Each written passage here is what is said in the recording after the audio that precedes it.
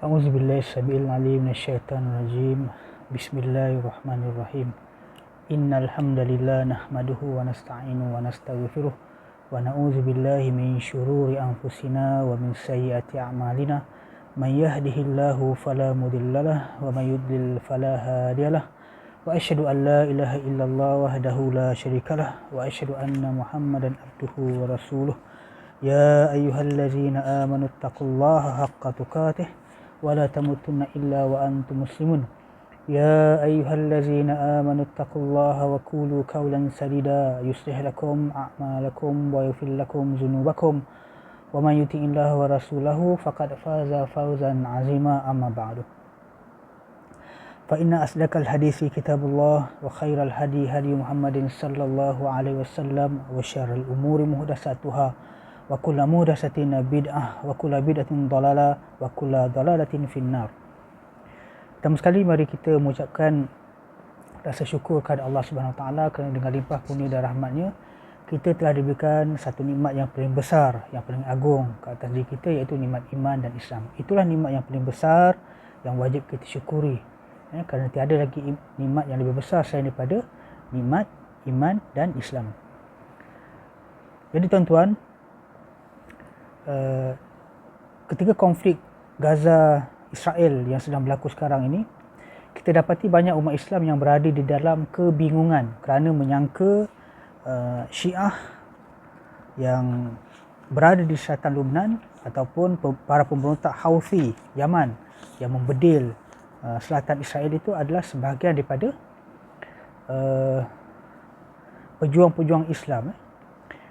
Sebenarnya ada satu pendapat tentang Syiah ni, tak kenal maka tak benci. Jadi tuan-tuan, saya ada baca satu buku yang ditulis oleh seorang ulama daripada Indonesia tentang pengalaman beliau ketika bermusafir ke bumi Iraq. Tajuk buku tu di tepi Sungai Dajlah, Jadi dalam buku tu yang dikarang oleh ulama Indonesia yang tersohor, almarhum Buya Hamka, beliau banyak menceritakan tentang pengalaman perjalanan beliau ke Iraq, di mana beliau telah melawat ke beberapa tempat masjid Syiah. Dan dalam buku tersebut, tak silap saya, Buya Hamka juga menceritakan bahawa tangan beliau hampir-hampir ditarik oleh seorang, sama ada gadis Iraq ataupun gadis keturunan Parsi, yang ingin mengajak beliau untuk bermut'ah. Itu antara pengalaman Buya Hamka ketika berada di Iraq. Jadi tuan-tuan, apakah itu Syiah? Kalau kita tengok dalam satu buku lah tentang, tajuknya Gerakan Freemasonry, musuh dalam menghancurkan Islam. Beliau mengatakan bahawa apa yang berlaku di Iran pada tahun 1978 adalah sebuah revolusi Islam, dan ada usaha untuk menghancurkan revolusi Islam tersebut. Jadi sebenarnya kalau kita mengkaji Syiah, kita akan mengetahui bahawa adakah Syiah itu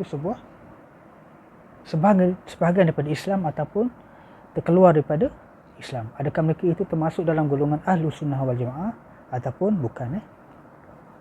Jadi ada sebuah buku yang sangat menarik yang ditulis oleh Maulana Muhammad Asir Yusof. Tajuknya Syiah Rafidah, di antara kecuaian ulama dan kebingungan umat. Kalau kita baca buku ni,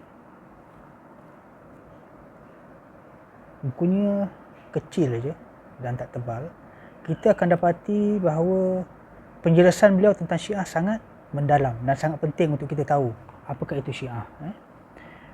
Kerana Syiah ni, pertama sekali dari segi rukun iman tak sama dengan kita Ahli Sunnah. Yang kedua, rukun Islam pun tak sama dengan kita. Syahadah dia pun tak sama dengan syahadah kita. Kita asyhadu an la ilaha illallah wa asyhadu anna Muhammadar Rasulullah, ataupun asyhadu an la ilaha illallah wa asyhadu anna Muhammadan abduhu wa rasuluh. Boleh juga syahadah macam tu. Tapi mereka pun syahadah berbeza. Syahadah mereka berbeza kerana mereka meletakkan Ali itu sebahagian daripada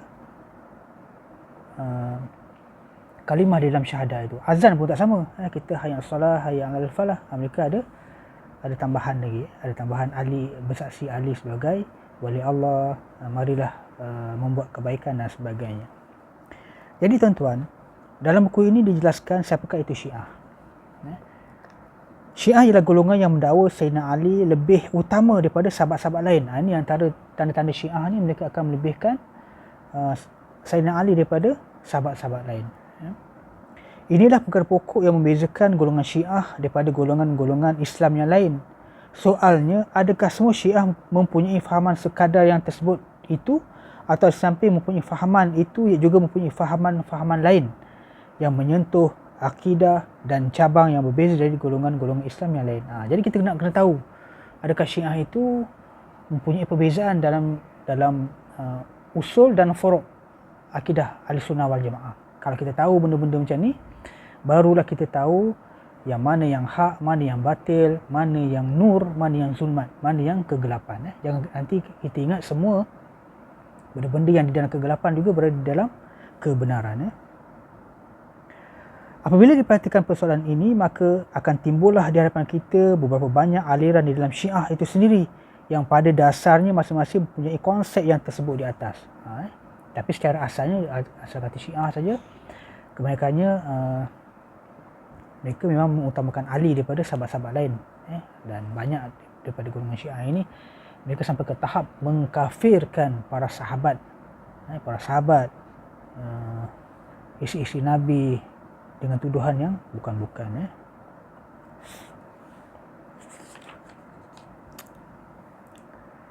Jadi kalau kita nak tengok secara asasnya, Syiah ini dia mempercayai sampai ada yang mempertuhankan Ali radhiyallahu an. Di samping kepercayaan karut lain yang terdapat di dalamnya. Jadi Syiah secara umumnya mereka percaya kepada 12 orang imam yang maksum, yang terpelihara daripada dosa-dosa. Ni ya. Kalau kita ahli sunnah, kita cuma percaya bahawa Nabi Muhammad SAW itu sajalah yang maksum. Tapi bagi golongan Syiah, mereka percaya bahawa imam-imam mereka semua adalah maksum. Syiah Imamiyah Ithna Asyariyah ialah Syiah yang mempercayai keimaman 12 orang imam secara berturut seperti di bawah: Ali bin Abi Talib, Hasan bin Ali, Husain bin Ali, Ali Zainal Abidin bin Husain, Muhammad Al-Bakir bin Ali Zainal Abidin, Ja'far As-Sadiq bin Muhammad, Musa Al-Kazim bin Ja'far As-Sadiq, Ali Ar-Ridha bin Musa Kazim, Muhammad Al-Jawad bin Ali Ridha, Ali bin Muhammad Al-Jawad, Hasan bin Ali Al-Askari, dan yang ke-12 yang hilang di gua, Muhammad bin Hasan Al-Askari Al-Mahdi, yang dikatakan gaib pada tahun 260 Hijrah. Mereka percaya imam ke-12 telah gaib dan dia akan muncul kembali ke dalam masyarakat setelah dunia ini dipenuhi dengan kezaliman dan kekacauan. Mereka juga percaya kepada Al-Bada, Ar-Raj'ah, Tarif Al-Quran, kemurtadan para sahabat termasuk Sayyidina Abu Bakar, Umar, Osman radhiyallahu an dan sahabat-sahabat besar Rasulullah sallallahu alaihi wasallam yang lain.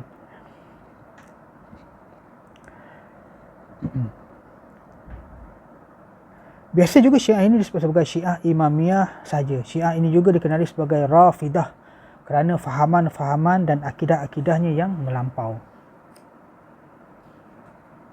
Itu antara asas kalau kita nak kenal Syiah lah.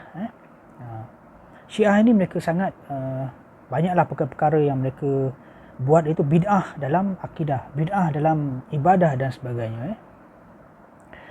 Kalau kita dengar asatizah yang pernah belajar di Timur Tengah, sampai ke satu tahap golongan Syiah ini mereka akan makan najis para imam-imam mereka kerana dianggap sebagai mulia lah.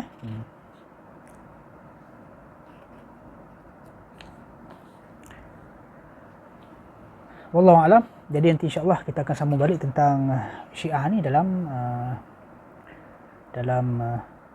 siri-siri yang seterusnya insya-Allah. Wabillahi taufiq wal hidayah. Wassalamualaikum warahmatullahi wabarakatuh.